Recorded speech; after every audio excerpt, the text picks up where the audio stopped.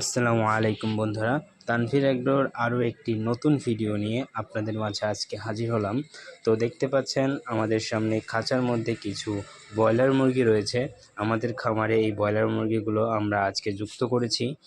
একটি নতুন স্বপ্ন নিয়ে মাত্র 6 পিস ব্রয়লার মুরগির বাচ্চা দিয়ে আমাদের আরও একটি যাত্রা শুরু হয়েছে। তো দেখতে পাচ্ছেন কত সুন্দর কিউট কিউট ব্রয়লার মুরগির বাচ্চা।